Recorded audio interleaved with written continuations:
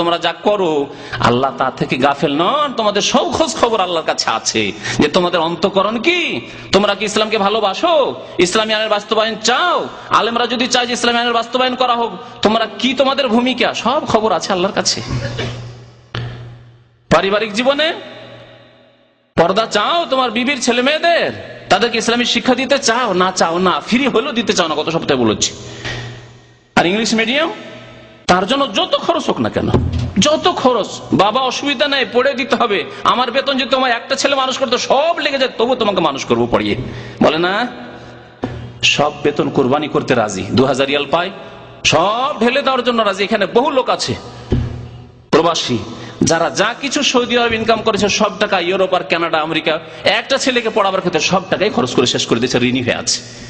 এরকম বহু লোকের খোঁজ খবর রাখি, সমাজের খোঁজ খবর রাখি। জি, কোনো দ্বিধা নেই, কারণ ছেলে মানুষ করতে, ইংরেজ বানাতে, খ্রিস্টান বানাতে খরচ করেছি। আচ্ছা, এইসব আল্লাহর আযাব গজব থেকে বাঁচবেন কি করে, এটাই ছিল আসল বিষয়বস্তু। এ সম্পর্কে কিছু কথা আপনাদেরকে শোনাই, কি করে বাঁচবেন। সবচাইতে বড় আযাবের কারণ গত সপ্তাহে বলেছিলাম, তা হচ্ছে শিরক, তাই না? তাহলে শিরক মুক্ত হইতে হবে, আল্লাহর তাওহীদ, আল্লাহর একত্বকে জীবনের প্রত্যেকটি ক্ষেত্রে বাস্তবায়িত করতে হবে। আল্লাহ একক, সুতরাং একমাত্র আল্লাহকে ডাকতে হবে, একমাত্র আল্লাহকে সেজদা করতে হবে, একমাত্র আল্লাহর কাছে দোয়া করতে হবে, একমাত্র আল্লাহর জন্য জবাই করতে হবে। খাসে মরুক যে আটরসিতে জবাই হবে, মাইজবান্ডারিতে জবাই হবে,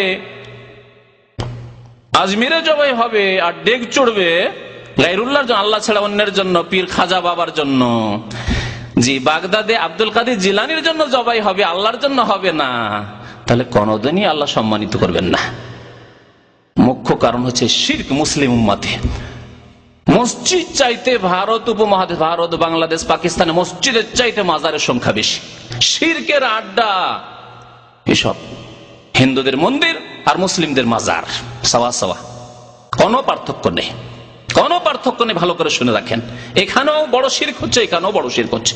এখানে যারা সেজদা করছে প্রতিমা পুতুলকে, তারাও চিরকালের জাহান্নামী, আর কবরে গিয়ে যারা সেজদা করছে ধরা, তারাও চিরকালের জাহান্নামী। দুনিয়া এবং আখিরাত তারা ধ্বংস করছে। কিন্তু আমরা তো পার্থক্য, আকাশ পাতাল পার্থক্য রেখেছি। এই কবর পূজারীদেরকে মনে করি এরা মুসলমান। গত সপ্তাহে 12 চাঁদের খুতবার, গত জুমায় বক্তব্য করেছে, 12 চাঁদের খুতবার একটি খুতবা আছে, শুনেছেন না শোনেননি? কাদের তৈরি করা? সরসিনার পীরদের। ওই 12 চাঁদের খুতবায় লিখেছে, তার ভূমিকাতে আহমদ রেজা খান বেরেলিকে লিখেছে ইমামুল মিল্লাত। ইমামুল মিল্লাত মানে মুসলিম উম্মার ইমাম আহমদ রেজা খান। অথচ আহমদ রেজা খানের মতো কবর পূজারী আলেম ভারতে পয়দাই হয়নি। কোরআনকে বিকৃত করে সে প্রমাণ করার চেষ্টা করেছে, কোরআনে বলেছে কবরওয়ালার কাছে চাও, খাজা বাবার কাছে চাও, পীরদের কাছে চাও, শহীদদের কাছে চাও। কোরআন দিয়ে প্রমাণ করার চেষ্টা করেছে সে, এমন কোরআন হাদিসের বিকৃতি করেছে সে। তাকে সরসিনার পীর কি লিখছে? ইমামুল মিল্লাত হযরত আল্লামা আরো কিছু। ইমামুল মিল্লাত মানে মুসলিম উম্মার ইমাম। মুসলিম উম্মার ইমাম কে? সুবহানাল্লাহ। আপনি কেমন মুসলমান যে মুসলিম উম্মার ইমাম মুহাম্মদ রাসূলুল্লাহকে বাদ দিয়ে আর কাউকে বলতে রাজি? তারপরে যে ব্যক্তি এত বড় মুশরিক, শিরকের নেতা, তাকে আপনি ইমামুল মিল্লাত বানিয়ে দিলেন। যদি ইমামুল মুশরিকিন বলতেন তাহলে ঠিক ছিল। ইমামুল মিল্লাত। বাংলাদেশের আরো কিছু বক্তাদের বক্তব্য শুনেছেন, খোমাইনিকে বলে ইমাম খোমাইনি। ইমাম বলা মানে মুসলিমদের ইমাম। মুসলিম ইমাম না মুশরিকদের ইমাম? মুশরিকদের ইমাম। সে নিজে ইসলামী গভর্নমেন্ট নামক কিতাবে, তার একটি কিতাব আছে আল হুকুমাতুল ইসলামিয়া কিতাব আছে, ইসলামী গভর্নমেন্ট। সে কিতাবটির আরবিতে ইংলিশে তর্জমা হয়েছে, কারণ একজন রাষ্ট্রীয় নেতার লেখা কিতাব। সেই কিতাবে কি আছে জানেন? বহু শিরকি কুফরি আছে, তার মধ্যে একটি শোনাচ্ছি। সে বলছে ইন্নালি আইম্মাতেনা, আমাদের যে ইমাম 12 ইমাম রয়েছে ইসনা আশারিয়া, 12 ইমামের এত আল্লাহ উঁচা মাকাম দিয়েছেন, উচ্চ স্থান তাদেরকে দিয়েছেন যে লা ইয়াসিলুহু মালাকুন মুকাররাবুন ওয়ালা নাবিয়ুন মুরসাল। আমাদের ইমামদের ওলি আউলিয়ার স্থান পর্যন্ত না কোনো আল্লাহর খাস রাসূল পৌঁছিতে পারবেন, না আল্লাহর খাস মুকাররব ফেরেশতাই পৌঁছিতে পারবেন। তার মানে না জিবরাইল, মিকাইল, ইসরাফিল পৌঁছিতে পারবেন, মালাকুল মউত পৌঁছিতে পারবেন, আর না মুহাম্মদুর রাসূলুল্লাহ সাল্লাল্লাহু আলাইহি ওয়াসাল্লাম, ঈসা, মূসা, ইব্রাহিম, নূহ কেউ পৌঁছিতে পারবেন, কেউ পারবেন না এই স্থান পর্যন্ত, এই মর্যাদা পর্যন্ত। তাহলে কি করতে চাই সেই ওলিয়া উলিয়া, তাদের ওলিয়া উলিয়া আইম্মাদের পূজা করাতে চায় না, আর তাই হচ্ছে। কাকে বাংলাদেশে একেবারে খ্যাতি সম্পন্ন বক্তা, আন্তর্জাতিক বক্তা যে ইমাম খোমেনি, তার বক্তব্যে বহু বক্তব্য রয়েছে, বুঝতে পেরেছেন? আছেন কোথায় আপনি? কি শিক্ষা দেওয়া হচ্ছে? তাহলে এই শিরক যদি মুসলিম সমাজে বিদ্যমান থাকে, আল্লাহ কোনদিন এই জাতিকে সম্মানিত করবেন। যাদের আলেমরা মুশরিককে বলবে ইমামুল মিল্লাত, মুশরিককে বলবে ইমাম, তাদের জাহেলদের কি অবস্থা, তাদের জনসাধারণের তাহলে কি অবস্থা? কি করে আল্লাহ সম্মানিত করবেন? তাওহীদ প্রতিষ্ঠা করতে হবে জীবনের প্রত্যেক ক্ষেত্রে। একমাত্র আল্লাহকে ডাকতে হবে, একমাত্র আল্লাহ দিতে পারেন, নিতে পারেন, একমাত্র আল্লাহর ইবাদত বন্দেগী করতে হবে, একমাত্র আল্লাহর বিধান সার্বিক জীবনে কায়েম করতে হবে, একমাত্র আল্লাহর বিধান কায়েম করতে হবে। না থাকবে জাতীয়তাবাদ, না থাকবে গণতন্ত্রবাদ, না থাকবে আপনার ধর্মনিরপেক্ষতাবাদ, না থাকবে মানুষের তৈরি করা কোনো বাদ, কোনো ইজম, কিছুই থাকবে না। থাকবে কোরআন এবং সুন্নাহ, দুটোকে আঁকড়ে ধরবে, বলেছেন না নবী করিম সাল্লাল্লাহু আলাইহি ওয়াসাল্লাম, তাই থাকবে। তাহলে আল্লাহ সম্মানিত করবেন। দেখেন সাহাবায়ে কেরামদেরকে সম্মানিত করেছেন, যাদের পায়ে ছিল না জুতো স্যান্ডেলের ব্যবস্থা, শরীরে ছিল না কাপড়, ছিঁড়া ফাটা তালি লাগানো কাপড়। ওমর রাদিয়াল্লাহু তাআলা খলিফাতুল মুসলিমিন, আর শরীরে যে জামা রয়েছে তাতে শুধু তালি আর তালি আর তালি আর জোড়া তালি। তারপরেও রোম সাম্রাজ্য তার হাতে কোথায় ধ্বংস, ছিন্ন ভিন্ন হয়ে গেল। পারস্য সাম্রাজ্য, সে অগ্নিপূজকদের সাম্রাজ্য, তা ধ্বংস হয়ে গেল। আল্লাহ রাব্বুল আলামিন মুসলিমদেরকে বিজয় দান করলেন। কিন্তু আমাদের এত ধন দৌলত আর টাকা বা কাপড় আর চোপড় এসব থেকে, আর ঘর বাড়ি এসব থেকেও কেন আমরা লাঞ্ছিত, গোলামি করছি কাফেরদের? এই জন্যই যে আমাদের অধিকাংশ মানুষ শিরকে ডুবে রয়েছে। আল্লাহর আযাব থেকে, দুনিয়ার গজব থেকে বাঁচার আরেকটি উপায় হচ্ছে আল্লাহর কাছে তওবা ইস্তেগফার করা, বেশি বেশি মাফ চাওয়া। আমাদের ভুল হচ্ছে, সাথে সাথে মাফ চাইতে হবে, সর্বদাই আল্লাহর কাছে ক্ষমা চাইতে হবে। নবী করিম সাল্লাল্লাহু আলাইহি ওয়াসাল্লাম দিনে কবার করে ইস্তেগফার করতেন? 100 বার করে ইস্তেগফার করতেন, একটি হাদিস আছে। আর এক হাদিস আছে যে আকসার মিন 70, আমার 70-এর বেশি তিনি দিনে শুধু আল্লাহর কাছে বলতেন আস্তাগফিরুল্লাহ ওয়া আতুবু ইলাইহি, আল্লাহ আমি তোমার কাছে মার্জনা কামনা করি, ক্ষমা চাই, আর তোমার দিকে ফিরে আসি, তোমার দরবারে তওবা করি। আমরা কবার তওবা করি? যদি আপনাকে নিজেকে জিজ্ঞেস করেন, 10 বার তওবা করেন, 5 বার তওবা করেন দিনে, অন্তর থেকে তওবা করেন। তওবা করলে যে যে গুনাহ থেকে তওবা করেছে সেগুলি থেকে বিরত থাকতে হবে। শর্ত সাপেক্ষ তওবা করেন না, গুনাহতে ডুবে আছেন, তাহলে তার তওবা হয় না। তওবা ইস্তেগফার করতে হবে, তাহলে আল্লাহর আযাব দুনিয়াতে আসবে না। ভুল হয়ে যাচ্ছে, তওবা করেন যদি, আর ভুল করব না, তাহলে আল্লাহর গজব থেমে যাবে। যেমন ইউনূস আলাইহিস সালামের জাতি যেমনই তওবা করেছিল, আল্লাহর আযাব চলে এসে আকাশে আগুন বর্ষণ হবে, আগুনের বৃষ্টি বর্ষণ হবে, আযাব থেমে গেল, আযাব থেমে গেল। একটি জাতিকে আল্লাহ শুধু ধ্বংস করেননি, আযাব দেখে নেওয়ার পরেও আকাশে দেখছে আগুনের মেঘ, আগুনের মেঘমালা, তারপরেও আল্লাহ পাক আযাবকে সরিয়ে নিলেন তাদের তওবা ইস্তেগফারের কারণে। আল্লাহ মাফ করে দাও, আর ভুল করবো না আল্লাহ, আর তোমার নবীকে অমান্য করবো না আল্লাহ, আল্লাহ তোমার কলিমা স্বীকার করছি, আল্লাহ তোমার ইবাদত বন্দেগী করবো আল্লাহ। আল্লাহ পাক রব্বুল কোরআনে কারীমে ইরশাদ করছেন, ওমা কানা আল্লাহু লিয়ুআযযিবাহুম ওয়া আনতা ফীহিম, হে নবী মুহাম্মদ সাল্লাল্লাহু আলাইহি ওয়াসাল্লাম, আল্লাহ আযাব দেবেন না ওই জাতিকে যেই জাতির মাঝে আপনি বিদ্যমান রয়েছেন। অর্থাৎ যতদিন নবী করিম সাল্লাল্লাহু আলাইহি ওয়াসাল্লাম জীবদ্দশায় ছিলেন ততদিন আযাব আসতো না, এই কথা আল্লাহ পাক রব্বুল আলামিন স্পষ্ট ভাষায় বলেছেন, নিশ্চয়তা দিয়েছেন। আল্লাহর নবী থাকা কালে কোন রকমের আযাব আসেনি, গৃহযুদ্ধ শুরু হয়নি, ছিল গৃহযুদ্ধ সাহাবীদের মধ্যে সবার অন্তরে এক অপরের সাথে জড়িত ছিল। আল্লাহ নবীর ইন্তেকালের পরে কিছু লোক যাকাত অস্বীকার করতে লাগলো, কিছু লোক আবার ওই যে মিথ্যুক নবী মুসাইলামা কাযযাব মিথ্যুক নবুয়তের দাবি করলো, তার পিছনে ছুটলো, মুরতাদ হয়ে গেল। তারপরে কিছু লোক ওমর রাদিয়াল্লাহু তাআলা ফজর নামাজ পড়াচ্ছেন এসে খুন করে দিল, উসমান রাদিয়াল্লাহু তাআলা কে জুমার দিনে ঘেরাও করে বিদ্রোহীরা খুন করে দিল, অথচ তারা ইসলামের দাবি করে। আপোষের দ্বন্দ্ব শুরু হইল, আযাব আসতে লাগলো। যতদিন নবী করিম সাল্লাল্লাহু আলাইহি সাল্লাম ছিলেন কোনো আযাব আসেনি এরকম। আর তাহলে আল্লাহর নবী আমাদের মাঝে মজুদ নন, তাহলে আযাব থেকে কেমন করে মুক্তি পাবো? আরেকটি রাস্তা রয়েছে। আল্লাহ বলেছেন ওমা কানাল্লাহু মুআযযিবাহুম ওয়া হুম ইস্তাগফিরুন, সূরা আল-আনফাল আয়াত নম্বর 33। আর আল্লাহ তাদেরকে আযাব দেবে না যারা তওবা ইস্তিগফার করতে থাকে, আল্লাহর কাছে মাফ চাইতে থাকে, আল্লাহ মাফ করে দাও, আল্লাহ তুমি মাফ করে দাও। চলতে ফিরতে গাড়িতে বসে আছেন, মাঝে মাঝে আস্তাগফিরুল্লাহ বলছেন, আরবিতে বলেন অথবা নিজে বাংলা বলেন আল্লাহ মাফ করে দাও, গুনাহ খাতা হয়েছে, আল্লাহ অনেক মাফ করে দাও, আল্লাহ তুমি মাফ করে দাও। রাস্তায় হাঁটছেন, আল্লাহ তুমি মাফ করে দাও। কাজকর্ম করছেন, আল্লাহ তুমি মাফ করে দাও। খাওয়া দাওয়া করছেন মাঝে মাঝে, আল্লাহ তুমি মাফ করে দাও। যেই জাতি ইস্তিগফার করতে থাকবে, আল্লাহর কাছে মার্জনা কামনা করতে থাকবে, তাদেরকে আল্লাহ ধ্বংস করবেন না, আযাব দেবেন না, নিশ্চয়তা দিয়েছেন আল্লাহ পাক স্বয়ং কোরআন কারীমে। ওমা কানাল্লাহু মুআযযিবাহুম ওয়া হুম ইস্তাগফিরুন। যেই জাতি ইস্তিগফার করে, আল্লাহর কাছে মার্জনা কামনা করে, তাদেরকে আল্লাহ ধ্বংস করবেন না। তৃতীয় উপায় আল্লাহর গজব থেকে বাঁচার দুনিয়াতে, তা হচ্ছে সংশোধন সংস্কারের কাজ করা, সংস্কারমূলক কাজ করা, যাকে ইসলাহের কাজ বলা হয়। মানুষের সংশোধন করেন, বিগাড় সৃষ্টি করিয়েন না, বিপর্যয় সৃষ্টি করিয়েন না, ফাসাদ সৃষ্টি করিয়েন না, গঠনমূলক কাজ করেন, ধ্বংসাত্মক কাজ করিয়েন না। সে ব্যক্তি জীবনকে হোক, ব্যক্তি জীবনকে তাহলে কি করবেন? গড়ে তুলুন, সংশোধন করুন, ধ্বংস করিয়েন না। পারিবারিক জীবন, পরিবারকে গঠন করুন, ভেঙে দিয়েন না, ধ্বংস করিয়েন না পাপের দ্বারা, গুনার দ্বারা। বাড়িতে স্বামী স্ত্রী ফিল্ম দেখেন, ছেলে মেয়েরা দেখে, যখন তারা সুযোগ পায় তারা দেখে, তাহলে আপনি নিজের পরিবারকে ধ্বংস করছেন, গঠনমূলক কাজ করছেন না। তাহলে ইসলাহ সংশোধনের কাজ করলে, সংস্কারের কাজ করলে দাওয়াত দিতে হবে মানুষকে। কোন দিকে দাওয়াত দিতে হবে? হ্যাঁ, কোন দিকে দাওয়াত দেবেন? আহ্বান করতে হবে কোরআনের দিকে, আল্লাহর কিতাবের দিকে, আর রাসূলুল্লাহ সাল্লাল্লাহু আলাইহি সাল্লামের হাদিসের দিকে, সুন্নতের দিকে। এই দুটো বিষয়ের দিকে দাওয়াত দেবেন।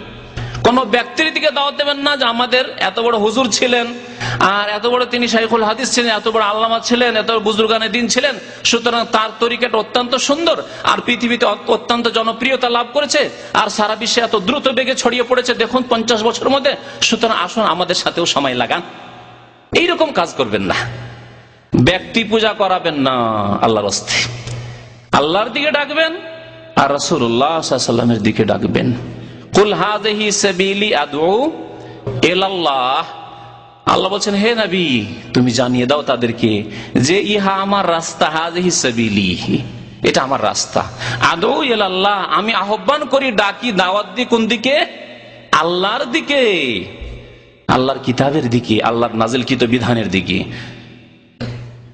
আদউ ইলাল্লাহ আলা বাসীরা, জেনে শুনে জ্ঞান হাসিল করে। তাহলে জ্ঞান অর্জন করতে হয়। মূর্খ, কিচ্ছু জানেন না, সারা জীবন আরাম খেলেন, ঘুষ খেলেন, অফিসার, আর রিটায়ার হওয়ার পরে চলে গেলেন সময় লাগাইতে, কিছুই জানেন না দিন ইসলাম সম্পর্কে। যদি জিজ্ঞাসা করে ভাই কিছু শিখান, বলছে ভাই শিখতে এসছি। শিখতে আসলে মাদ্রাসা যান, বড় বড় মাদ্রাসা আছে, ইসলামিক সেন্টার খুলুন, সেখানে ক্লাস করুন আর বুড়াদেরকে শিখান। এখানে বৃদ্ধদের অনেক মাদ্রাসা স্কুল আছে, সৌদি আরবে বৃদ্ধ বুড়া বুড়িদের স্কুল আছে। এখানে আমি এদিক দিয়ে যাই, আমার ছেলে মেয়েদেরকে মাদ্রাসা নিয়ে যাই, এক জায়গায় লেখা আছে তালিমুল কবিরাত, মানে বুড়ি মহিলাদের স্কুল মাদ্রাসা আছে, আছে না? তাহলে শিখতে যদি হয় তো বুড়ো বুড়িদের জন্য ইসলামী প্রতিষ্ঠান খুলে আর সেখানে শিখান।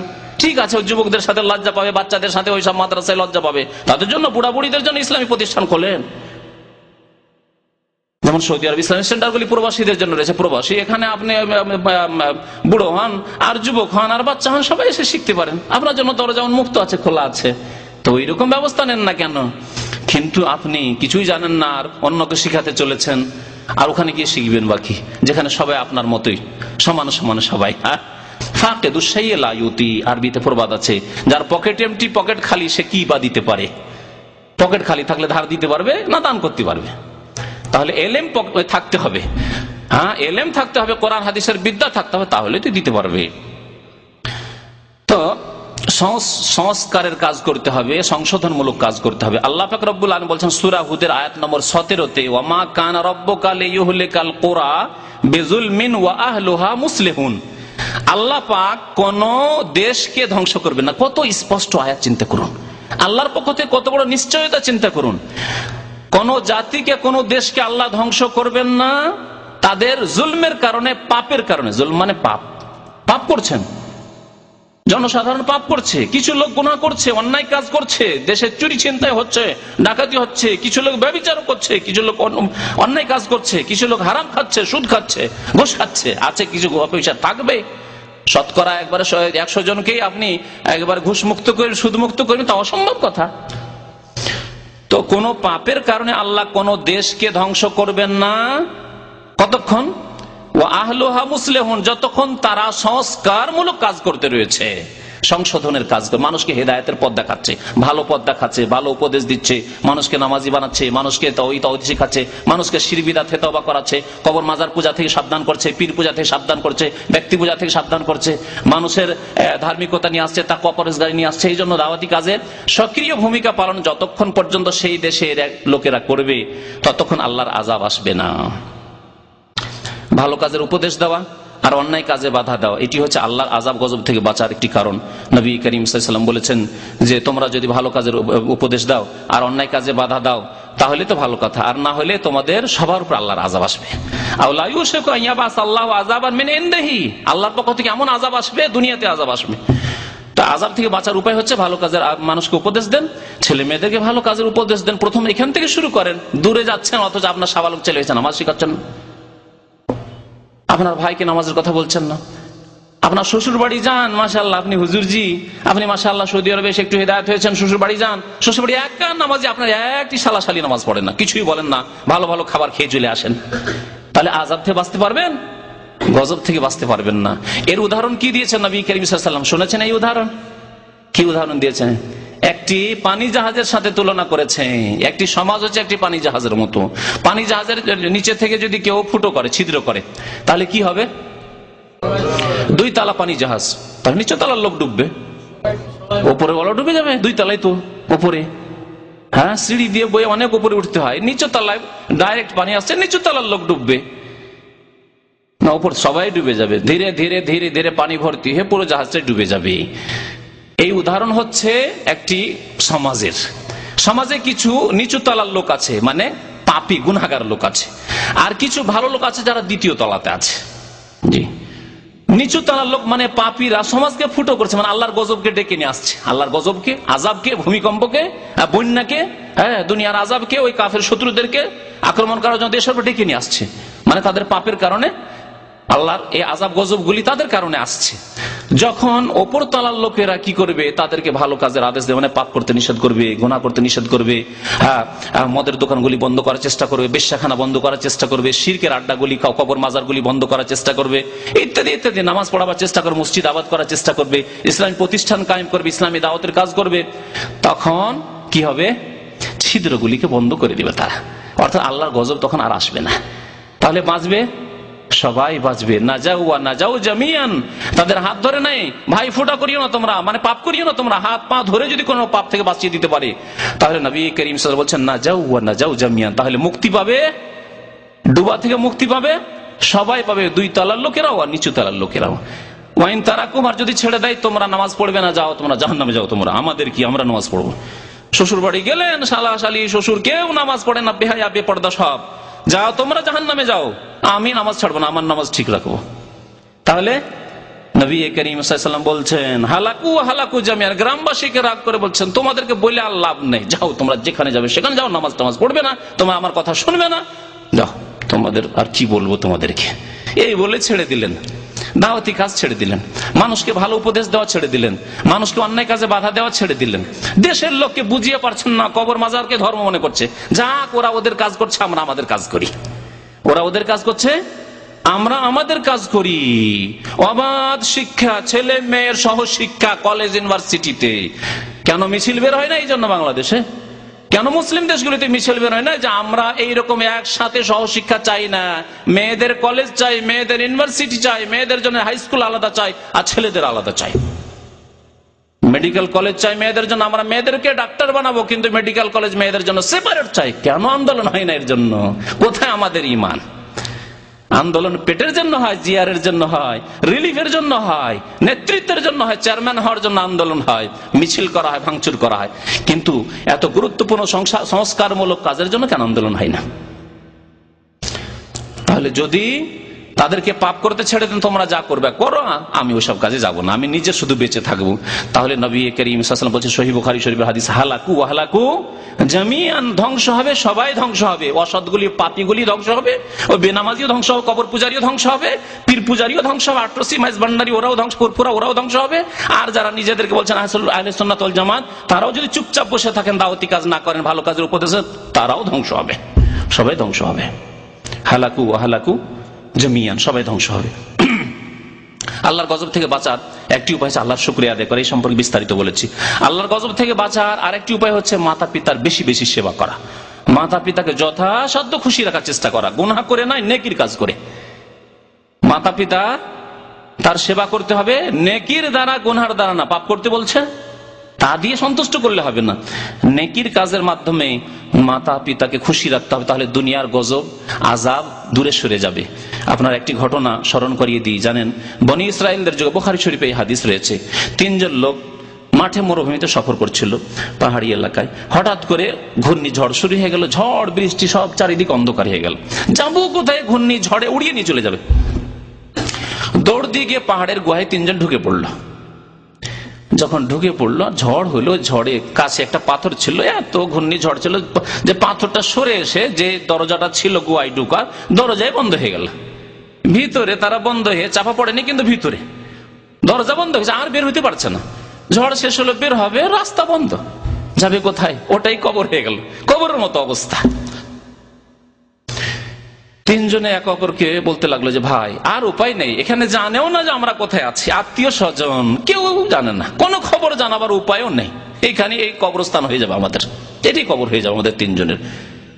একটা কাজ করো, আমরা জীবনে যদি কোনো নেক কাজ করে থাকি, ভালো কাজ করে থাকি, আল্লাহর কাছে ওই নেক কাজের মাধ্যমে ওসিলা, আল্লাহকে বলো যে আল্লাহ নেক কাজের ওসিলা মাধ্যম রয়েছে, ব্যক্তির ওসিলা ইসলামে নেই।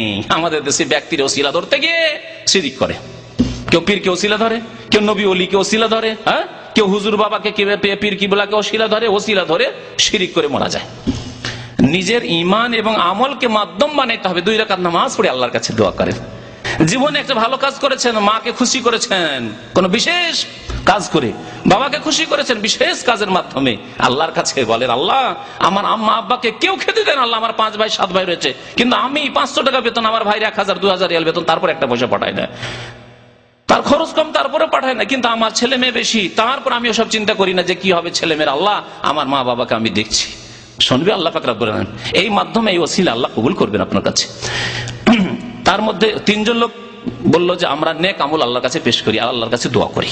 প্রত্যেকে একটা করে নেক আমল সন্ধান করলো, যে জীবনে একটা কাজ করেছে আল্লাহকে বলি, দরখাস্ত করি। তার মধ্যে একজন ছিল যার বুড়ো মা বাবা ছিল, গরিব মানুষ, ও বকরি চড়াইতো, উট চড়াতো, চড়িয়ে সন্ধ্যাবেলা যখন নিয়ে আসতো, প্রথম দুধ দুইতো, দুধ দহন করার পরে নিয়ে এসে বাচ্চারা কান্নাকাটি করছে, বাচ্চাদেরকে আগে দিত না, মা বাবাকে আগে খাওয়াইতো, তারপরে গিয়ে ছেলে মেয়েদেরকে, স্ত্রীকে দিয়ে নিজে পান করতো। একদিন অনেক দূরে চলে যায়, অনেক রাত হয়ে যায়, বাবা মা ইন্তজার করেছে, অপেক্ষা করার পরে তারাও ঘুমিয়ে পড়েছে। ছেলে মেয়েরা এসে দেখে কাঁদাকাটি করছে, খিদায় বাচ্চাদেরকে আর ঘুম আসে, বুড়ো বুড়িকে ঘুম চলে এসছে, কিন্তু বাচ্চাদের ঘুম আসে না, বাচ্চারা গোড়াগড়ি করে কাঁদাকাটি করছে খিদায়। না, ছেলে মেয়েদেরকে আমি আগে খেতে দেবো না, ছেলে মেয়েকে যদি দিতে আব্বা আম্মা অসন্তুষ্ট, যে আমরা ঘুমিয়েছিলাম, আমাদের খিদা দিনে সারাদিনটা অনাহারে আমাদের চলে গেছে, আর দেখো নিজের ছেলেদেরকে উঠিয়ে খাওয়াইছে, না আমি ছেলে মেয়েদেরকে দেবো না। বাবা মায়ের মাথার কাছে গিয়ে দাঁড়িয়ে গেল, যখন আব্বা আম্মা উঠবেন তখন তাদেরকে দুধ পান করাবো, তারপরে ছেলে মেয়েদেরকে দেবো। সারা রাত বাবা মা আরামে ঘুমিয়ে গেছে, ফজর হচ্ছে, ভোর হচ্ছে, তখন বাবা মা উঠেছে, উঠে দেখ কি ব্যাপার, ছেলে দাঁড়িয়ে আছে, কি ব্যাপার তুমি এখানে দাঁড়িয়ে আছো? আম্মা আব্বা অনেক রাতে এসছি, ভাবলাম আপনারা ঘুমিয়ে পড়েছেন, আপনাদের যদি ঘুম ভাঙাই তবু কষ্ট হবে, সেজন্য ঘুম ভাঙাইনি, এই যে দুধের পিয়ালা নিয়ে দাঁড়িয়ে আছি, একটু পান করেন, তারপরে ছেলে মেয়েদের। সারা রাত ছেলে মেয়ে কান্নাকাটি করছে, গড়াগড়ি করছে, কান্নাকাটি করে, ছেলে মেয়েদেরকে দিচ্ছেন। মা বাবাকে দুধ পান করানোর পরে গিয়ে ছেলে মেয়েদেরকে সকালে দুধ দিচ্ছেন। আল্লাহ যদি তোমার সন্তুষ্টির জন্য এই কাজ করে থাকি, আল্লাহ আমাদের এই বিপদ থেকে উদ্ধার করো। আল্লাহ কেউ জানে না তোমার ছাড়া যে এই পাথরের তলে আমরা চাপা পড়ে আছি, গুহার মধ্যে আমরা পড়ে আছি, আল্লাহ আল্লাহ তুমি আমাদেরকে উদ্ধার করো এর মাধ্যমে।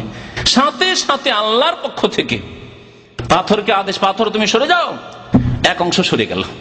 এভাবে 3 ব্যক্তি যখন 3 বার তাদের নিজের নিজের নেকির কথা বলল, যে ঘটনা সময়ের স্বল্পতার জন্য আর বিস্তারিত বর্ণনা করবো না, অন্য কোন অনুষ্ঠানে আলোচনা করা যাবে। আমাদের প্রাসঙ্গিক এই আলোচনাটি এটি রয়েছে যে মা বাবার খেদমত করলে, মা বাবাকে সন্তুষ্ট রাখলে আল্লাহর গজব দূর হয়ে যায়। পাথর পড়ে আছে, 3 জনে সরাতে পারছে না, আল্লাহর কুদরতে পাথর সরে গেল, সহি সালামত তারা সেখান থেকে বেরিয়ে নিজ নিজ স্থানে চলে গেল।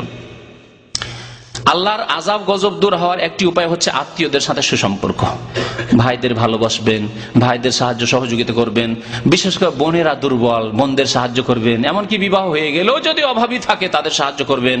তালাক হয়ে গেছে, বিশেষ করে বিধবা হয়ে গেছে, তাহলে আপনারও ফরজ দায়িত্ব চেপে গেছে। আপনার আব্বা আর দেখতে পারছেন না বা মারা গেছেন, বা তিনি অভাবী, তাহলে বিশেষ করে তালাক হয়ে এসছে, কোথায় যাবে আপনার বোন? স্বামী মারা গেছে, কোথায় কে খেতে দিবে তাকে? সুতরাং তাদেরকে নিয়ে এসে আপনি মানুষ করবেন, আদর করবেন, যত্ন করবেন, তাদের খেদমত করবেন। এইভাবে খালা রয়েছে, ফুফু রয়েছে, তাদের আপনি সেবা করবেন। এসব হচ্ছে আত্মীয়দের সাথে সুসম্পর্ক রাখা। এতে দুনিয়ার বরকত হয়, আল্লাহর আযাব দূর হয়ে যায়। বুখারী শরীফের হাদিস রয়েছে, নবী করিম সাল্লাল্লাহু আলাইহি ওয়াসাল্লাম বলেছেন, মান সাররাহু আইয়ুবসাতা লাহু ফি রিজকিহি, কেউ যদি পছন্দ করে যে তার রিজিকে আল্লাহ বরকত দিক, রিজিককে আল্লাহ প্রশস্ত করুক, ওয়া ইউনসা লাহু ফি আসারিহি, আর তার বয়সকে আল্লাহ বৃদ্ধি করুক, তাহলে বোঝা গেল যে বয়স বেড়ে যায় নেক আমল করলে। ফালিয়াসিল রাহিমাহু, তাহলে সে যেন আত্মীয়দের সাথে সুসম্পর্ক বজায় রাখে, আত্মীয়দের সাথে ভালো ব্যবহার করে, তাদের সাহায্য সহযোগিতা করে। আল্লাহর আযাব দূর হওয়ার একটি উপায় হচ্ছে 5 ওয়াক্ত নামাজ কায়েম করা। যে ব্যক্তি 5 ওয়াক্ত নামাজ পড়বে তার উপর আল্লাহর গজব আসবে না। 2-3 দিন আগে সকালবেলা কুয়াশা ছিল, জানেন কি? এমন কুয়াশা ছিল যে আমি বাচ্চাদের মাদ্রাসা নিয়ে বেরোলাম 6টার সময়, রাস্তা কিছুই দেখতে পাই না। এখান থেকে আমাকে 8 কিলোমিটার যেতে হবে জামেইন। আল্লাহ আল্লাহ করি, আল্লাহ আল্লাহ করি, আর খুব আস্তে করে চালাই, যাচ্ছি, আলহামদুলিল্লাহ চলে গেলাম। ওখানে পৌঁছার পরে চিন্তা করলাম যে এত অন্ধকার, না হয় যাবো না, এখানে একটা মসজিদ যদি খোলা থাকতো বসতাম কিছুক্ষণ, গাড়িতে বসবো না, কি করব। একটু দেরি করে দেখছি ওখানে যেতে আলহামদুলিল্লাহ সূর্যটা উঠে গেল, আর তারপরে একটু আলো হয়ে গেল। ফেরার পথে তো আলোতে আসলাম। যাওয়ার পথে এখান থেকে দরজা পর্যন্ত দেখতে পাই না, ওই পিলার পর্যন্ত কোন রকম দেখতে পাচ্ছি। তাহলে গাড়ি সামলানো মহা মুশকিল, আর হাইওয়ের মতো রাস্তা। সেই দিনে কি হয়েছে জানেন? আবকিক রোডে, পত্রিকায় লিখেছে, আবকিক রোডে 50টি গাড়ি একটা অ্যাক্সিডেন্টে এক অপরকে মেরেছে, আর আরেকটি 2বার অ্যাক্সিডেন্ট হয়েছে, আর একবার 25টি গাড়ি এক অপরের সাথে লেগেছে। যে মারা গেছে বেশ কয়েকজন, 5 জন না 7 জন লোক মারা গেছে, আর 51 জন আহত হয়েছে। চিন্তা করতে পেরেছেন? আল্লাহর আযাবও হতে পারে, পাপিষ্ট গুনাহগারদের জন্য আল্লাহর আযাব। আর যদি ওতে সৎ লোকেরা মারা যায় বা আহত হয়, তাদের জন্য আল্লাহর পরীক্ষা, এবং আল্লাহ পাক তাদেরকে উত্তম সওয়াব নেকি দিবেন, এতে কোনো সন্দেহ নেই। নবী করিম সাল্লাল্লাহু আলাইহি ওয়াসাল্লাম কি বলেছেন? যেই ব্যক্তি ফজর নামাজ জামাতে পড়ল, সেই ব্যক্তি ফাহুয়া ফি জিম্মাতিল্লাহ, সে আল্লাহর হেফাজতে থাকবে। ফজর নামাজ পড়ে আল্লাহর কাছে দোয়া করে রাস্তায় বেরিয়ে গেছেন, দেখবেন বিপদ আল্লাহ সরিয়ে দেবেন। আল্লাহ বিল্লাহ করছেন, তওবা ইস্তেগফার। আরেকটি উপায় হচ্ছে ইস্তেগফার করা, আল্লাহর কাছে ইস্তেগফার করছেন, আল্লাহ অন্ধকার, আল্লাহ তুমি মাফ করো, কোন গুনাহ খাতা থাকলে আল্লাহ তুমি মাফ করে দাও, আযাব দিও না। আল্লাহ পাক, আল্লাহ আযাব দূর করবেন না করবেন না? আল্লাহ নিশ্চয়তা দিয়েছেন, স্বয়ং অবশ্যই দূর করবেন। আপনি কি চান না যে ফজর নামাজ পড়ে গেলে আপনি হেফাজতে থাকবেন? দুনিয়াটা আপনার সুখী হবে, আখিরাত আপনার সুখী হবে। নবী করিম সাল্লাল্লাহু আলাইহি ওয়াসাল্লাম বলেছেন, মান সাল্লা সালাতা সুফা ওয়া ফি জিম্মাতিল্লাহ, যে ব্যক্তি ফজর নামাজ জামাতে পড়লো সেই ব্যক্তি আল্লাহর হেফাজতে থাকবে। সুতরাং দিনে আবার গুনাহ করে, অন্য পাপ করে তুমি আল্লাহর জিম্মাকে নষ্ট করে দিও না। বেশি বেশি দান খায়রাত করা, আল্লাহর আযাব, দুনিয়ার আযাব থেকে বাঁচার একটি উপায় হচ্ছে দান খায়রাত করা। দান খায়রাত করলে আল্লাহর আযাব দূর হয়। এই মর্মে বেশ কিছু হাদিস রয়েছে, কিছু জয়ীফ হাদিস রয়েছে, তবে একটি সহিহ হাদিস আপনাদের সামনে বলছি। নবী করিম সাল্লাল্লাহু আলাইহি ওয়াসাল্লাম বলেছেন, দাউ মারদাকুম বিসসাদাকাহ, হাদিসটি সহিহুল জামেতে রয়েছে, হাদিসটি হাসান। দাউ মারদাকুম বিসসাদাকাহ, তোমাদের অসুস্থ ব্যক্তিদের চিকিৎসা করো সাদকার মাধ্যমে। অত্যন্ত মূল্যবান কথা নবী করিম সাল্লাল্লাহু আলাইহি ওয়াসাল্লাম। আমাদের অসুস্থ ব্যক্তিদের চিকিৎসা করি আমরা কি দিয়ে? ওষুধ বড়ি দিয়ে, ইঞ্জেকশন দিয়ে, অপারেশন করে, নার্সিং হোমে হাসপাতালে ভর্তি করে, ডাক্তারের কাছে নিয়ে গিয়ে করি না? আর একটি চিকিৎসার কথা নবী করিম সাল্লাল্লাহু আলাইহি ওয়াসাল্লাম বলছেন যে তোমার আম্মা অসুস্থ হয়েছে, তোমার বাবা অসুস্থ হয়েছে, তোমার ছেলে মেয়ে অসুস্থ হয়েছে, দাউ মারদাক, তুমি নিজে অসুস্থ হয়েছো, চিকিৎসা করো সাদকা দিয়ে, দান খায়রাত দিয়ে দান করো, মায়ের নামে দান করো। আল্লাহ আমার আম্মা অসুস্থ আছে, এত টাকা আমি দান করলাম। আমার আব্বা অসুস্থ আছে, আল্লাহ এত টাকা দান করলাম। আমার ছেলে মেয়ে অসুস্থ হয়েছে, আল্লাহ এত দান করলাম। আমি অসুস্থ হয়েছি, আল্লাহ আমি দান করলাম। আল্লাহ তুমি আমাকে রোগ থেকে উদ্ধার করো, আমার ছেলে মেয়েকে, আমার বাবা মাকে রোগ থেকে উদ্ধার করো। দাও মারযাকুম বিসসাদকা। তাহলে দুনিয়ার বালা মুসিবত দূর হলো না সাদকা দিয়ে? দুনিয়ার বালা মুসিবত বিপদ আপদ সাদকা করলে দূর হয়। নবী করিম সাল্লাল্লাহু আলাইহি ওয়াসাল্লাম আরো বলেছেন যে বালা মুসিবত দূর হয় সাদকা করলে, সুতরাং তোমরা বেশি বেশি সাদকা খেরাত করো। আল্লাহ ভীরুতা, আল্লাহকে ভয় করা, তাকওয়া যাকে বলা হয়, আপনার মধ্যে যদি তাকওয়া থাকে, পাপ থেকে বেঁচে থাকেন, তাহলে আল্লাহ আপনার হেফাজত করবেন এবং দুনিয়ার বিপদ আপদ থেকে মুক্ত রাখবেন। মহান আল্লাহ ইরশাদ করেছেন সূরা তালাকের আয়াত নম্বর 2 এবং 4, পরপর দুইবার আল্লাহ পাক রব্বুল আলামিন দুই ভাষা দিয়ে বলেছেন মুত্তাকি পরহেজগার আল্লাহ ভীরুদের সম্পর্কে, যারা পাপ মুক্ত থাকে। সারাদিন গেল আপনি চিন্তা করেন আমার দ্বারা পাপ হয়েছে নাকি, আমি ফিল্ম দেখেছি, আমি মহিলার দিকে তাকিয়েছি, আমি মিথ্যা কথা বলেছি, আমি বেঈমানি করেছি, কারো 1 পয়সা খেয়েছি, আমি কাছ থেকে চুরি করেছি, না ওইসব কিছুই করিনি, আমি নামাজ ছেড়েছি, না কোনো গুনাহ করিনি। তাহলে হচ্ছে তাকওয়া, আল্লাহ ভীরুতা, নির্জনেও না লোকের সামনেও না। কারণ যে ব্যক্তি আল্লাহকে ভয় করে তার জন্য সে জানছে আল্লাহ সবসময় আমাকে দেখছেন। সে একা থাকলেও পাপ থেকে বাঁচবে আর মানুষের সামনে থাকলেও পাপ থেকে বাঁচবে। আর যে এই কথা ভুলে যায় যে আল্লাহ দেখছেন, সেই ব্যক্তি যদিও লোকের সামনে জনসমাজে পাপ করে না, গুনাহ করে না, চক্ষু লজ্জায়, সমাজের ভয়ে, কিন্তু যখন একা হয় তখন পাপ করা শুরু করে, গুনাহ করা শুরু করে। আল্লাহ পাক বলছেন ওমাইয়াত্তাকিল্লাহ ইয়াজআল লাহু মাখরাজা, যে ব্যক্তি আল্লাহকে ভয় করলো আল্লাহ তার রাস্তাকে সুগম করে দেবেন, রাস্তা পরিষ্কার করে দেবেন, দুনিয়ার রাস্তা পরিষ্কার করে দেবেন। চাকরিতে এসছেন আল্লাহ চাকরি লাগিয়ে দেবেন, আল্লাহ রুজিতে বরকত দেবেন, স্বাস্থ্যে আল্লাহ বরকত দেবেন, ছেলে মেয়েতে আল্লাহ বরকত দেবেন, দুনিয়া আখিরাতে সবকিছুতে আল্লাহ বরকত দেবেন। আর আল্লাহ বলছেন ওমাইয়াত্তাকিল্লাহ ইয়াজআল লাহু মিন আমরিহি ইউসরা, যারা আল্লাহকে ভয় করবে তাদের কাজকে আল্লাহ কি করবেন, সহজ করে দেবেন, কাজকে সহজ করে দেবেন। একই সাথে পড়াশোনা করেছেন একই স্কুলে, একজনের কাজ যেখানে যায় সেখানেই মুশকিল হয়ে যায়, যেখানে যায় সেখানে ঝামেলায় ফেসে যায়, ভিসা লাগাইতে গেল মেডিকেল ফেল হয়ে গেল, তাই না? ছেলেকে অ্যাডমিশন করতে গেল, ভালো হলো না, ছেলেকে পড়ার জন্য ভর্তি করলো, অনেক টাকা পয়সা খরচ করে কোন রকম ভর্তি করলো, ছেলে বলছে আমি পড়বো না, পড়াই ছেড়ে দিল, মার ধর অনেক কিছু করলো, পড়াইতেই পারলো না, হচ্ছে না। আর ওই স্কুল থেকে আপনিও পড়াশোনা করেছেন, আপনার ক্লাসমেট যেখান থেকে সব ক্ষেত্রে শুধু ফেলিওর হয়ে যাচ্ছে, আর আপনি মাশাআল্লাহ চাকরির ক্ষেত্রে গেলেন, মেডিকেলে গেলেন, সব জায়গায় পাস আর পাস। ছেলেকে একটু সামান্য একটু খেয়ে দেখলে ছেলে নিজের আগ্রহতে পড়াশোনা করে, আলহামদুলিল্লাহ, আল্লাহর নিয়ামত, বরকত। তো আল্লাহ কাজকে সহজ করে দেবেন যারা আল্লাহকে ভয় করবে। আল্লাহর উপর ভরসা করতে হবে। আর একটি উপায় দুনিয়ার আযাব থেকে বাঁচার জন্য, আল্লাহর উপর ভরসা, মানুষের ভরসা করবেন না, নিজের চাকরির উপর ভরসা করবেন না। ভাববেন না যে আমি ভালো চাকরি করছি, আমার ছেলে মেয়েকে মানুষ করে নেব। অনেকে ভাবে না, যখন বিদেশে আছি আর আলহামদুলিল্লাহ ভালো টাকা পয়সা ইনকাম করেছি, ছেলে মেয়েদেরকে ডাক্তার বানিয়ে নিতে পারবো, ছেলে মেয়েকে ভালো পড়িয়ে নিতে পারবো, ভালো পরিবেশে মানুষ করে নিতে পারবো, আমি একটা ভালো পরিবেশে ভালো শহরে বাড়ি করে নিতে পারবো। এগুলি সব হচ্ছে টাকা পয়সার উপর ভরসা করা। আল্লাহর উপরে ভরসা গেল, জি। আল্লাহর উপরে যারা ভরসা করবে আল্লাহ তার জন্য যথেষ্ট। সূরা তালাকের আয়াত নম্বর 3 মহান আল্লাহ ইরশাদ করেছেন ওয়ামান ইয়াতাওয়াক্কাল আলাল্লাহি ফাহুয়া হাসবুহ, আল্লাহর উপর যারা ভরসা করবে আল্লাহ তাদের জন্য যথেষ্ট। আল্লাহ যেন আমাদের গুনাহ খাতা মাফ করে দেন, আল্লাহ আমাদেরকে তার প্রতি ভরসা করার তৌফিক দান করেন, আল্লাহ আমাদের ঈমানকে যেন মজবুত করে দেন, আল্লাহ আমাদের অন্তরে তাকওয়া, তার ভয় ভীতি যেন সৃষ্টি করে দেন, আল্লাহ আমাদের অতীতের গুনাহ খাতা যেন মাফ করে দেন। আগামীতে আল্লাহ তওবা করে ইস্তেগফার করে মার্জনা কামনা করে যেন সৎ জীবন যাপনের আল্লাহ তৌফিক দান করেন, আল্লাহ নিজের সংশোধন করার তৌফিক দান করেন, নিজের পরিবারের সংস্কার সংশোধন করার তৌফিক যেন দান করেন, মানুষকে ভালো উপদেশ দেওয়ার জন্য আল্লাহ তৌফিক দান করেন, খারাপ কাজ থেকে অন্যায় কাজ থেকে মানুষকে বাধা দেওয়ার জন্য তৌফিক দান করেন। আল্লাহ পাক রব্বুল আলামিন যেন আমাদেরকে তাওহীদকে প্রতিষ্ঠা করার তৌফিক যেন দান করেন, আত্মীয়দের সাথে সুসম্পর্ক কায়েম রাখার জন্য আল্লাহ তৌফিক দান করেন, আত্মীয়দের খেদমত করার জন্য আল্লাহ তৌফিক দান করেন, মাতা পিতার সেবা খেদমত করার জন্য আল্লাহ তৌফিক আমাদেরকে দান করেন। আল্লাহ পাক রব্বুল আলামিন যেন আমাদেরকে আরো সমস্ত নেক আমলের তৌফিক দান করেন, 5 ওয়াক্ত নামাজ আল্লাহ সুন্দর করে আমাদের কায়েম করার জন্য তৌফিক দান করেন, সত্য কথা বলার জন্য তৌফিক দান করেন, আল্লাহ আমাদের মধ্যে যেন নমনীয়তা দান করেন। আল্লাহ আমাদের অন্তরে যদি অহংকার থাকে আল্লাহ তুমি আমাদের অহংকারকে দূর করে দাও, শয়তানি যদি থাকে আমাদের শয়তানি মন মেজাজকে দূর করে দাও। আল্লাহ আমাদেরকে দুনিয়াতেও সুস্থ রাখো, ভালো রাখো, আখিরাতেও আল্লাহ আমাদেরকে সুখে রাখো। ওয়াকিনা আযাবান্নার, রব্বানা আতিনা ফিদ দুনিয়া হাসানাহ ওয়া ফিল আখিরাতি হাসানাহ ওয়া কিনা আযাবান্নার। ওয়া সাল্লাল্লাহু আলা নাবিয়িনা মুহাম্মদ ওয়া আলা আলিহি ওয়া সাহবিহি আজমাইন।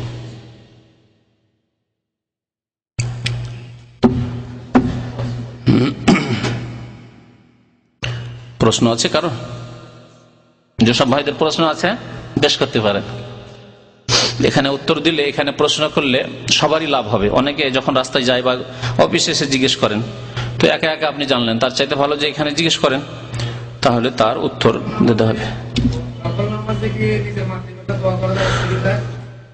আপনার যদি বিশেষ কিছু চাইতে হয় আর তার জন্য যদি আপনার আরবি দোয়া এমন কিছু জানা নেই, আরবি ভাষা শিখা ফরজ নয়, তাহলে আপনি চাইতে পারবেন ইনশাআল্লাহ। সেজদাতে দোয়া করতে পারবেন, আর দুরুদের পরে, আত্তাহিয়াত দুরুদের পরে ইনশাআল্লাহ তারা দোয়া করতে পারবেন। নফল নামাজ, সুন্নত নামাজে ফরজ ছাড়া দোয়া করতে পারবেন নিজের ভাষায়।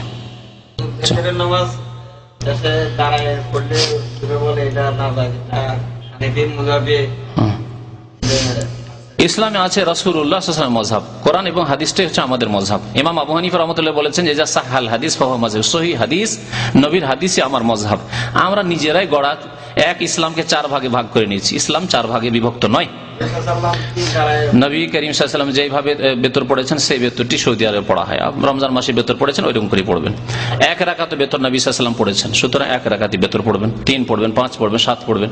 এখানে বেতর আশা করি পড়েছেন। আর এর বেশি যদি জানতে হয় তো আমাদের একটা লিফলেট আছে বেতর উপর বিস্তারিত, ওই লিফলেটটি সংগ্রহ করবেন। আর শুক্রবারে এশা পরে ফিকহ ক্লাস হয় বেতরের মাসলা মাসাইল, সেখানে বিস্তারিত জানতে পারবেন। যে ওযুর আগে মিসওয়াক করা, ওযুর পরেও করা হাদিস আছে। নামাজের সময় যখন ইকামত হতে যাচ্ছে, ইনদা কুল্লি সলাতিনও আছে, ইনদা কুল্লি ওযু, ওযুর সময়ও করেন আর নামাজের সময় করেন। জি জি জি জি, নবী সাল্লাল্লাহু বলেছেন যে আমার উম্মতকে আমি নামাজের সময় মিসওয়াক করার হুকুম দিতাম যদি কষ্ট না হইতো তাদের। হ্যাঁ, সূরা আনআম আয়াত নম্বর 100 পরে আছে। জি, পৃষ্ঠা দিয়ে হয় কোরআনে কারিমে, পৃষ্ঠাকে বলে। হ্যাঁ, সূরা আনআমের শেষ দিকে আছে। জি, আয়াত। জি, ওয়া ইন্নাশ শায়াতিনা লা ইউহুনা ইলা আউলিয়াইহিম লিইউজাদিলুকুম ওয়া ইন আতা'তুমুহুম ইন্নাকুম লামুশরিকুন। জি, ওযু ভাঙার কারণ এখানে জিজ্ঞেস করবেন, ফিকহ ক্লাস আসবেন। মাসলা মাসাইল এত বিস্তারিত এইরকম প্রশ্ন হয় না, ওর জন্য ক্লাস করতে আসবেন। ফিকহ ক্লাস জুমার দিন এশা পরে। জি, আর আজকের বিষয়ের উপর কোনো প্রশ্ন থাকলে করেন।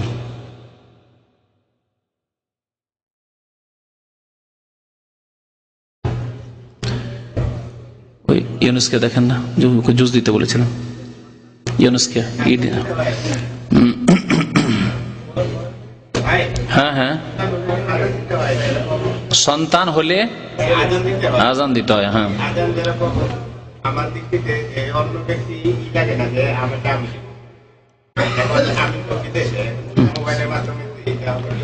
না না, ওখানে আপনার আব্বা নেই, শ্বশুর আছে, ভাই আছে, শালা আছে, মসজিদের ইমাম দিতে পারে, কিন্তু আপনার স্ত্রীর সামনে না। তাহলে বাচ্চাটিকে বাইরে করে আবার যেখানে আপনার বিবি আছে সেখানে।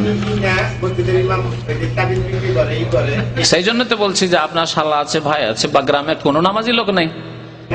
হ্যাঁ হ্যাঁ, আত্মীয়দের মধ্যে যে নামাজি আছে, যদি মাহরাম না হয় আপনার বিবি, তো আপনার স্ত্রীর সামনে নয়, আপনার বাচ্চাটিকে বাইরে নিয়ে গিয়ে কানে কানে আজান দেবে। আর চিল্লে আজান, আমাদের দেশে আবার আজান দেয়, এই ছেলে হলে চিল্লে এবার নামাজের মতো আজান, যাতে গোটা গ্রাম জানে যে হ্যাঁ অমুকের বাড়ি ছেলে হয়েছে। না, এই না, কানে আজান দেবে, ডান কানে আজানের, বাম কানে ইকামত।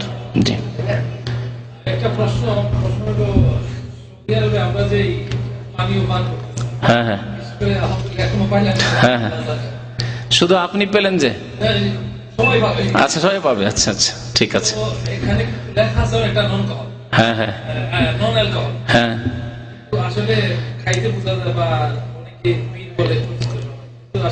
আসল হচ্ছে সৌদি আরবে যদি পাওয়া যায়, যেহেতু মুসলিম দেশ, ইসলামিক দেশ, শুধু মুসলিম দেশ না, ইসলামী দেশ, সুতরাং মুসলিমের কথা বিশ্বাস করতে হবে। যেমন মুসলিম ব্যক্তি আমি যদি কিছু বলি বিশ্বাস করবেন, আপনার কথা আমি বিশ্বাস করব, ঠিক তেমনি মুসলিম সরকার, ইসলামিক সরকার ইসলামী আইনের বাস্তবায়ন করেছে, তাদের কথা আমরা বিশ্বাস করব। সন্দেহের ভিত্তিতে কোনো জিনিস হারাম হবে না, তাতে লেখা আছে নন আলকাহ, সুতরাং হালাল। সন্দেহের জন্য কোনো কিছু হারাম হয় না। এখন 1 গ্লাস পানি যদি কেউ এনে দেয় আমাকে, তা আমি বলবো যে কি জানি এই লোকটা নতুন অপরিচিত লোক, কি এনে দিল না দিল, হারাম খাবো না? না, আসল হচ্ছে হালাল, ঠিক না? এটা 75% লাগতেছে, এটার ভিতরে আছে, কিন্তু লেখা আছে নন। যদি কোনো ব্যক্তিকে লাগে এরকম 70%, বেশিরভাগ লাগে যে না এতে কিছু আছে অ্যালকোহল, তাহলে খাবেন না, তাহলে পান করবেন না। কোনো ভাইকে যদি লাগে, কিন্তু সন্দেহের ভিত্তিতে কোনো জিনিস হারাম বলে ফতোয়া দেওয়া যাবে না, হারাম বলে ফতোয়া দেওয়া যাবে না কোনো জিনিস।